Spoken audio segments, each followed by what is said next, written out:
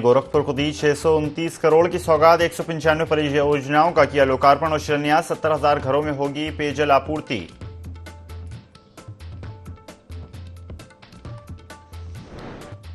कौशाम्बी में roadways bus ने स्कूली बच्चों की वैन में मारी टक्कर। दर्जन भर स्कूली बच्चे घायल, 2 बच्चों की हालत नाजुक, ग्रामीणों में आक्रोश।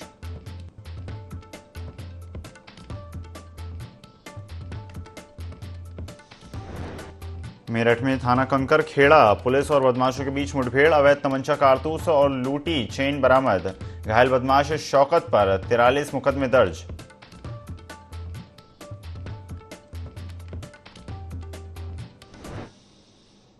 नमस्कार, स्वागत है आपका IND 24 में। मैं हूं आपके साथ ईसा अहमद। बुलेटिन की शुरुआत करते हैं बाराबंकी से आ रही खबर के साथ, जहां पर डिप्टी CM केशव प्रसाद मौर्य का बाराबंकी दौरा होने वाला है। दोपहर 12:15 पर बाराबंकी के सफदरगंज पहुंचेंगे केशव प्रसाद। कार्यक्रम के बाद दोपहर 1:30 बजे करेंगे बैठक। पार्टी पदाधिकारियों और कार्यकर्ताओं के साथ करेंगे बैठक। PWD गेस्ट हाउस में करेंगे मीटिंग। इस खबर पर ज्यादा जानकारी के लिए ब्यूरो चीफ विनय मिश्रा हमारे साथ जुड़ गए हैं। विनय, केशव प्रसाद मौर्य का दौरा होने वाला है, कई सारे जो कार्य हैं वो आज वो करेंगे, कई सारी बैठकें लेंगे, क्या कुछ खास रहने वाला है इस दौरे में?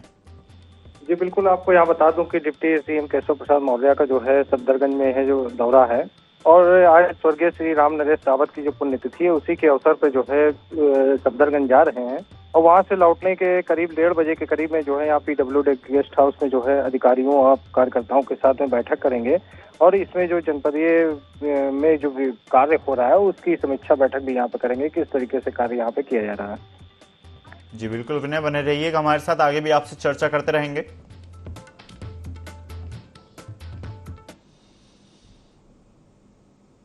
रुख करते हैं लखनऊ से आ रही अगली बड़ी खबर का, जहां पर 6 जिलों के DM बदले गए हैं। अमनदीप डुली विशेष सचिव APC शाखा बने हैं। वहीं नवनीत सिंह चहल को प्रयागराज की जिम्मेदारी दी गई है। प्रयागराज के DM संजय खत्री हटाए गए हैं। भानुचंद्र गोस्वामी की आगरा जिले में तैनाती की गई है। मानवेंद्र सिंह को मुरादाबाद जिले की मिली है जिम्मेदारी, तो वहीं शैलेंद्र कुमार सिंह को मथुरा जनपद के DM बनाया गया है। राहुल पांडे को हमीरपुर जिले की मिली है जिम्मेदारी। साथ ही मृदुल चौधरी महोबा जिले के DM होंगे। इस खबर पर ज्यादा जानकारी के लिए ब्यूरो चीफ विनय मिश्रा लगातार हमारे साथ जुड़े हुए हैं। विनय, लखनऊ में 6 जिलों के DM बदले गए हैं। अमनदीप डुली विशेष सचिव और अन्य कई फेरबदल किए गए हैं। जी बिल्कुल, यहाँ बता दूं कि इस समय जो है IAS अधिकारियों के जो है तबादले चल रहा है, और उसी के तहत जो है देर रात जो है 6 जो है DM बदले जा चुके हैं यहाँ पे। और यहाँ पे जो नवनीत सहगल उनको प्रयागराज की जिम्मेदारी मिली है, और वहाँ जो प्रयागराज के DM संजय खत्री थे उनको वहाँ से हटा दिया गया है। तो इसी तरीके से जो है 6 UP के जो DMO का जो है तबादला करने की कार्रवाई यहाँ पे हुई है। जी बिल्कुल विनय, बने रहिएगा हमारे साथ, आगे भी आपसे चर्चा करते रहेंगे।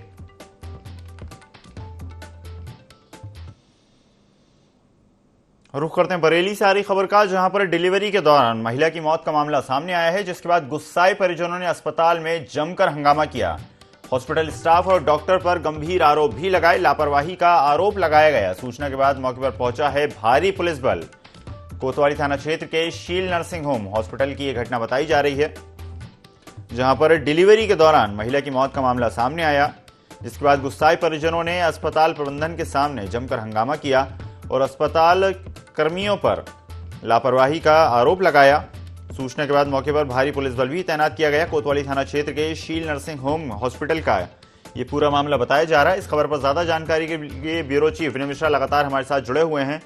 विनय, बरेली में जो लापरवाही का मामला सामने आया है, परिजनों ने जिसके बाद गुस्से में प्रदर्शन भी किया, क्या कुछ मामला है वो पूरा?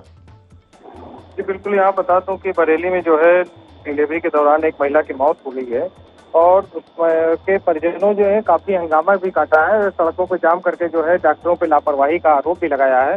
तो इस मामले को लेकर के जो है प्रशासन ने संज्ञान लिया है, और प्रशासन जो है पूरी बात को लेकर के जो है तहरीर उसी के आधार पर जांच भी कर रही है। और जांच में अगर तथ्य पाए जाते हैं तो अस्पताल प्रबंधन के खिलाफ यहाँ पे कार्रवाई करने के लिए भी जो है आश्वस्त किया है पीड़ित परिजनों को। जी धन्यवाद विनय, हमारे साथ जुड़ने के लिए और जानकारी साझा करने के लिए। बस्ती में विधायक महेंद्र नाथ यादव ने उपेक्ष चिकित्सालय कैली में धरना दिया। वे अस्पताल में भर्ती छात्र नेता रुद्र आदर्श पांडे का हालचाल जानने पहुंचे थे। इस दौरान उन्होंने कहा कि अस्पताल बदहाल है, यहां पर इलाज की पर्याप्त व्यवस्थाएं नहीं हैं।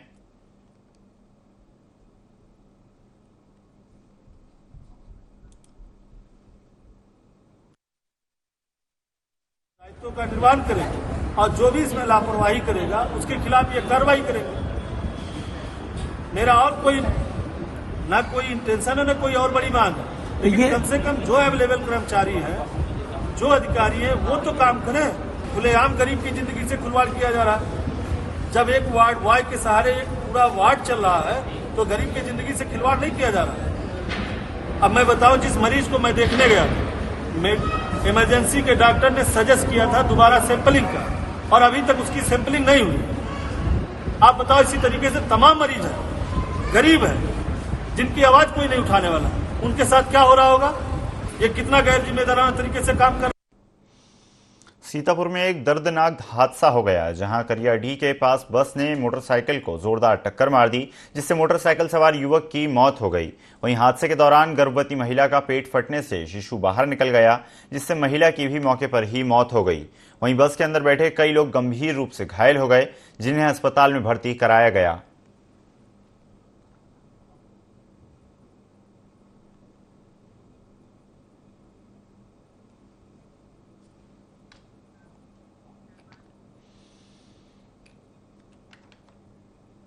रुख करते हैं पीलीभीत का, जहां पर हादसे में 4 लोगों की मौत का मामला सामने आया है। हाईवे पर खड़ी डीसीएस के पीछे से घुसी है कार। आपको बता दें, मासूम सहित 2 की हालत गंभीर बताई जा रही है। हाईवे पर खड़ी डीसीएम के पीछे से कार ने टक्कर मारी। मासूम सहित 2 की हालत गंभीर बताई जा रही है। अस्पताल में भर्ती करवाया गया है। लखनऊ से नैनीताल जा रही थी कार, जिस वक्त वो हादसे की शिकार हुई। शवों को पोस्टमार्टम के लिए भेजा गया है। सहरामाऊ इलाके के NH 730 का पूरा मामला बताया जा रहा है।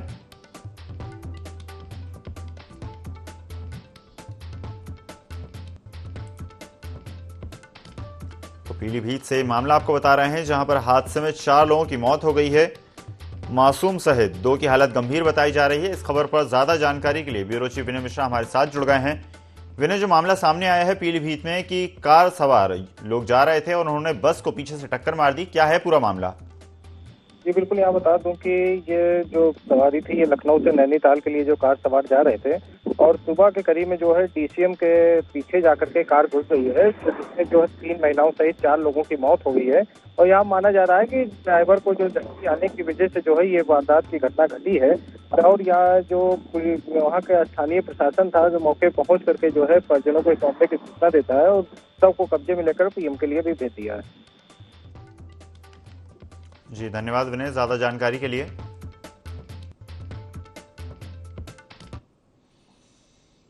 रुख करते हैं रायबरेली का, जहां पर सलोन में रोहनिया में बुजुर्ग की महिला की हत्या का मामला सामने आया है। रायबरेली पुलिस पर गंभीर आरोप लगाए गए हैं। रायबरेली पुलिस बड़ी घटना को छिपाने में लगी हुई है, ऐसा कहना है स्थानीय लोगों का। एक परिवार के लोगों ने महिला को जमकर पीटा था। रायबरेली पुलिस घटना मानने को तैयार नहीं है। पीड़ित परिवार ने 5 लोगों के खिलाफ तहरीर भी दी। पीड़ित परिवार के लोग रो रो कर पूरी तरह घटना बता रहे हैं, लेकिन पुलिस मानने को तैयार नहीं है। 30 अगस्त को पीटा गया था महिला को। घायल महिला की आज मौत हो गई है। रायबरेली पुलिस के आला अधिकारियों को गुमराह करने की कोशिश की जा रही है।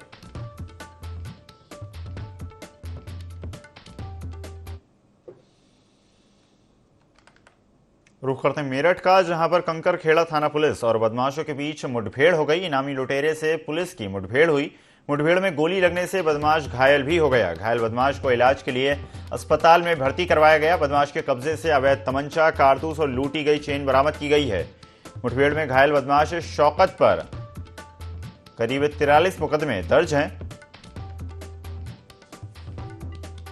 पुलिस की मुठभेड़ में बदमाश के गोली लगी है, जिसके बाद घायल हालत में बदमाश को अस्पताल में भर्ती करवाया गया है, जहां पर लगातार घायल का इलाज जारी है। बदमाश के पास से तमंचा, कारतूस और लूटी गई चेन भी बरामद की गई है। पुलिस के मुताबिक बदमाश पर करीब 43 मुकदमे दर्ज हैं। मेरठ के कंकरखेड़ा थाना पुलिस और बदमाशों के बीच मुठभेड़ का मामला सामने आया, जिसमें इनामी लुटेरे से पुलिस की मुठभेड़ हुई और बदमाश को गोली भी लगी, जिसके बाद घायल बदमाश को अस्पताल में भर्ती करवाया गया।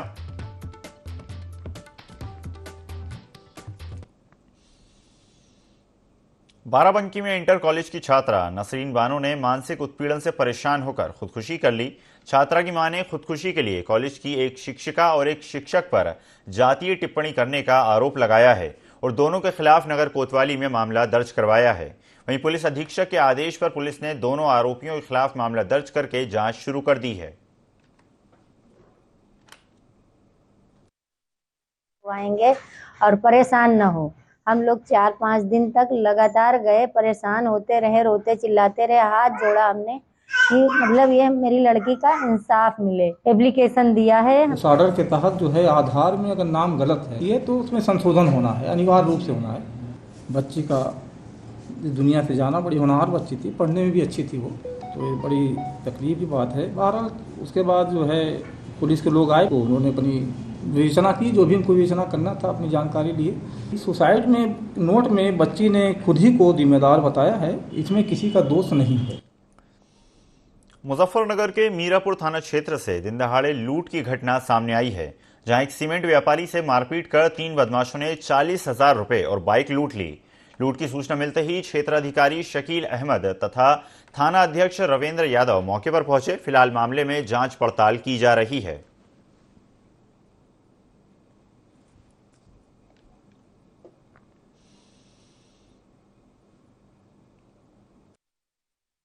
सूचना मिली थी कि फरसगांव थाना क्षेत्र के अंदर ही फरसगांव में एक लूट की घटना कारित हुई थी, जिसमें आरोपी द्वारा डंडे के वार से जो प्रार्थी है अशरफ खान, उसको चोटिल करके उसके हाथ से पैसों वाला बैग छीनकर वो भाग गया था, जिस पर से FIR कायम किया गया था और घेराबंदी करके पकड़ा गया और पूछताछ किया गया, जिसमें उसने अपराध कबूल किया था।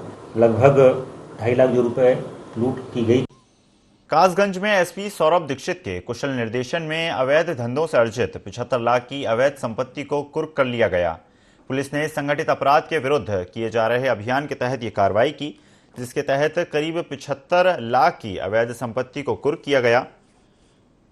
पुलिस प्रशासन का कहना है कि यह कार्रवाई अवैध तरीके से अर्जित संपत्ति के ऊपर की गई है और आगे भी इसी तरह की कार्रवाई जारी रहेगी।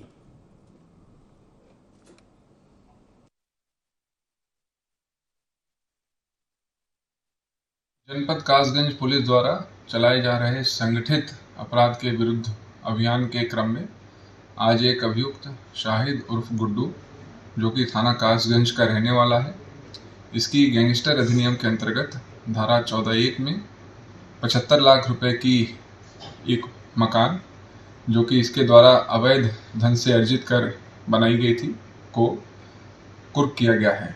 अभियुक्त शाहिद के विरुद्ध पूर्व में जुआ सट्टा कराने तथा गैंगस्टर अधिनियम के अंतर्गत अभियोग पंजीकृत था।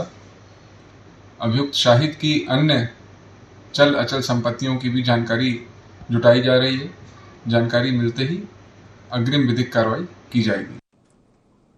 खबर गोंडा से है, जहां पर बीजेपी सांसद ब्रजभूषण सिंह ने की अध्यक्षता में विकास भवन के सभागार में जिला विकास समन्वय एवं निगरानी समिति की बैठक में बीजेपी सांसद ब्रजभूषण शरण सिंह ग्रामीण सड़कों के निर्माण को लेकर नाराज दिखे।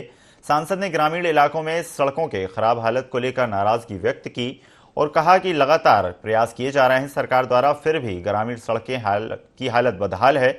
बड़ी सड़कों पर तो काम हुआ है, लेकिन ग्रामीण सड़कें छूटती जा रही हैं।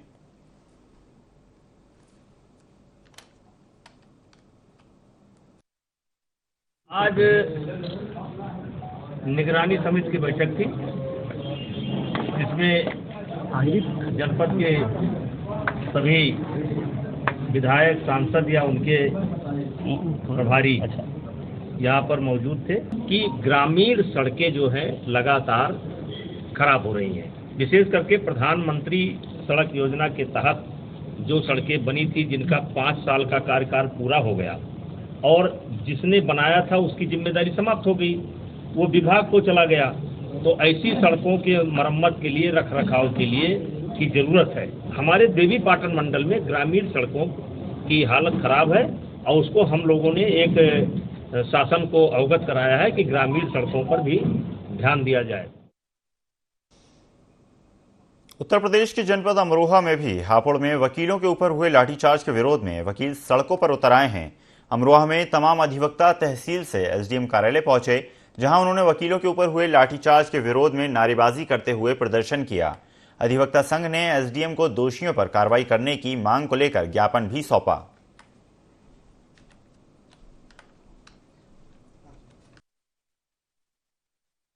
हापुड़ में अधिवक्ता धरना प्रदर्शन करके शांति रूप से जा रहे थे। उन पे एक सीओ सिसोदिया ने ये कहा कि मैं वकीलों का इलाज करने के लिए आया हूँ। वो बहुत निंदनीय है। हम उसकी घोर निंदा करते हैं, घोर भर्त्सना करते हैं कि जो शांतिपूर्वक धरना देके अपने चैम्बर पर जा रहे थे उनको निहत्तों को और लाठियों से बर्बरतापूर्वक पीटा गया है। जो अस्पताल में हमारे अधिवक्ता भाई पड़े हुए हैं, मुख्यमंत्री महोदय से हमें न्याय की उम्मीद है कि जिन पुलिसकर्मियों ने हमारे साथियों पर लाठी डंडे बरसाए हैं, उनको चोट पहुंचाई है, उनके खिलाफ मुकदमे कायम करे हैं, उन्हें दंडात्मक कार्रवाई की जाएगी।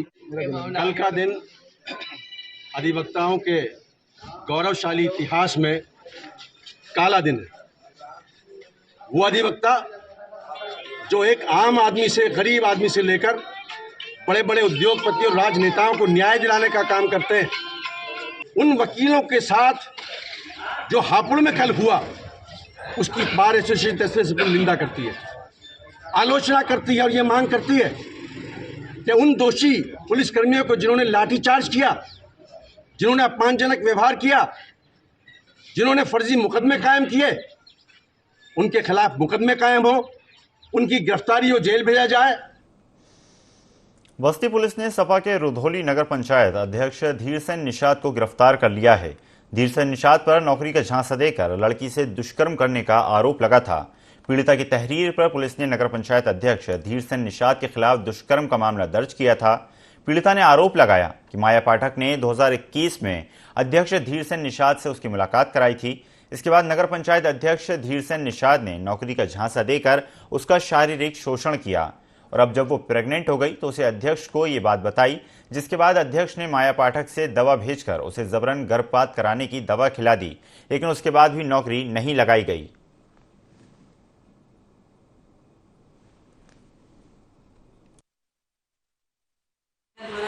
के माध्यम से सूचना के आधार पर थाना स्थानीय पर मुकदमा संख्या 201/23 अंतर्गत धारा 376, 120B आईपीसी और SC/ST एक्ट के अंतर्गत मुकदमा पंजीकृत हुआ था, जिसकी विवेचना मेरे द्वारा विधिवत की जा रही है। तो संबंधित मुकदमे धीरसेन निषाद पुत्र मुखलाल निषाद की गिरफ्तारी कर मामले नाना प्रस्तुत किया जा रहा है। जल्द ही मुकदमे के से सख्त संकलन की कार्रवाई संपूर्ण कर विधिवत विवेचना की पूर्ति की जाएगी। सीएम योगी आदित्यनाथ ने राजधानी लखनऊ से बीपैक्स सदस्यता अभियान 2023 की शुरुआत की। यह अभियान 1 से 30 सितंबर तक चलेगा। इस अभियान से जुड़े टोल फ्री नंबर को भी सीएम ने जारी किया। इस मौके पर सीएम ने कहा कि भारत में सहकारिता के जरिए समृद्धि की तरफ जाने का पीएम नरेंद्र मोदी का एक सपना है। इसके जरिए ही हम स्वावलंबन और आत्मनिर्भर बन सकते हैं। इस अभियान के जरिए प्रदेश के 3 करोड़ किसान सहकारिता के माध्यम से अपनी आमदनी को बढ़ा सकेंगे। प्रदेश में 56,000 बीसी सखी सहकारिता के जरिए आत्मनिर्भर होकर परिवार को समृद्ध कर रही हैं।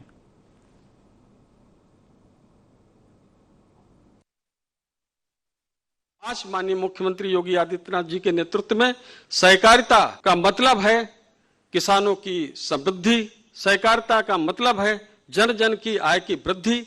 इस तरह से आज सहकारिता एक नया आयाम ले रहा है। माननीय मुख्यमंत्री जी, हमने इस सदस्यता अभियान के माध्यम से सहकारिता के क्षेत्र में नए लोगों को जोड़ने का एक प्रयास शुरू किया है। हमने तय किया है कि प्रदेश में 20 लाख नए सदस्य बनाएंगे और प्रति पैक्स कम से कम 200 सदस्य, और इसके साथ साथ 200 रुपए से 500 रुपए का अंशधन भी उन लोगों से जमा कराएंगे। सहकारिता भारतीय परंपरा का प्राचीन काल से ही एक अभिन्न हिस्सा रहा है। संयुक्त परिवारों की परंपरा उसका एक आदर्श उदाहरण है। हमारे गांवों में, हमारे कस्बों में समाज की सहभागिता से आयोजित होने वाले वे सभी धार्मिक कार्यक्रम अभिन्न हिस्से रहे हैं। गांव में किसी व्यक्ति को यज्ञ का आयोजन करना होता था पूरे गांव के लोग एकजुट होकर के अपने शक्ति और अपने सामर्थ्य से उसमें सहभागी बनते थे, योगदान करते थे। शासन प्रशासन की सहभागिता और उनके योगदान की बहुत आवश्यकता नहीं, आपस में मिलकर के सभी लोग उस कार्यक्रम को संपन्न कर देते। उत्तर प्रदेश के मुख्यमंत्री योगी आदित्यनाथ ने वन नेशन वन इलेक्शन का समर्थन किया। उन्होंने कहा कि वन नेशन वन इलेक्शन एक अभिनंदनीय प्रयास है। हमें ये जानकर प्रसन्नता है कि वन नेशन वन इलेक्शन के लिए जो कमेटी बनी है उसके अध्यक्ष पूर्व राष्ट्रपति रामनाथ कोविंद को बनाया गया है। इस अभिनव पहल के लिए मैं उत्तर प्रदेश की जनता की ओर से प्रधानमंत्री जी का हृदय से आभार व्यक्त करता हूं।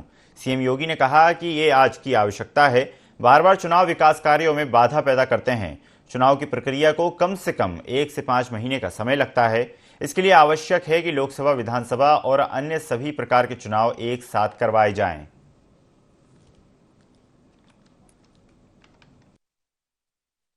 एक अभिनंदनीय प्रयास है।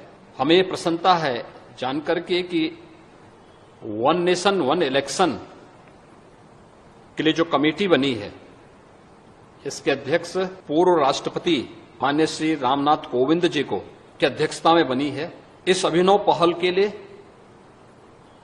मैं देश की सबसे बड़ी आबादी के राज्य उत्तर प्रदेश की जनता की ओर से आदरणीय प्रधानमंत्री जी का हृदय से आभार व्यक्त करता हूं। मैं उत्तर प्रदेश जैसे राज्य की दृष्टि से भी देखता हूं, बार बार इलेक्शन विकास के कार्यों में बाधा पैदा करती है, क्योंकि इलेक्शन की एक प्रक्रिया को कम से कम 1.5 महीने का समय लगता है और 1.5 महीने का एक कार्यकाल विकास की सभी प्रक्रिया को या नए नीतिगत निर्णय लेने में, विकास की प्रक्रिया को तेजी से आगे बढ़ाने में कहीं न कहीं बाधक हो जाती है कि लोकसभा, विधानसभा और अन्य सभी प्रकार के इलेक्शन को एक साथ हम आयोजित करें। लखनऊ में केंद्रीय राज्य मंत्री कौशल किशोर के घर एक युवक की हत्या का मामला सामने आया है, जिसकी गोली मारकर हत्या कर दी गई। मृतक विनीत श्रीवास्तव मंत्री कौशल किशोर के बेटे का दोस्त बताया जा रहा है। बीती रात ही घर में पार्टी चल रही थी, जिसमें मृतक विनय भी पहुंचा था। घटनास्थल से एक पिस्टल भी बरामद की गई है। पुलिस मामले की जांच में जुट गई है।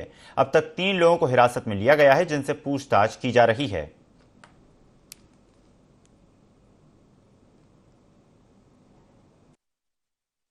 गोली मार के हत्या की गई है। वहाँ पर 3 लोग मौजूद थे, अजय रावत, तमीम बाबा और अंकित वर्मा। मुझे तो यही लग रहा है कि कुछ उससे झड़प हुई है। झड़प के होते हुए उसकी हत्या की गई है। विकास किशोर जी का घर था, माननीय मंत्री जी के लड़के का घर था और विकास किशोर जी वहीं पर रहते थे। वहीं पे मेरा भाई उनके साथ रहता था, उनके साथ दिन भर रहता था। क्षेत्र में जाना या कहीं भी जाना, उनके साथ रहना होता था उसका, और घर भी देर रात में आता था। जांच का विषय है क्या घटना हुई और कैसे उसकी मृत्यु हुई है। इस पर मुझे जब पता चला तो मैंने कमिश्नर साहब को, पुलिस आयुक्त जी को फोन करके मैंने सूचना दी। डीसीपी साहब वो जांच करके ले गए। आज पोस्टमार्टम के लिए नहीं है, जो सच होगा वो निकल करके आएगा। इसका दोष होगा निश्चित तरीके से उसके खिलाफ कार्रवाई होगी। हम परिजनों के साथ। इस बुलेटिन में फिलहाल इतना ही। खबरों का सिलसिला लगातार जारी है। बने रहिए IND 24 के साथ। नमस्कार।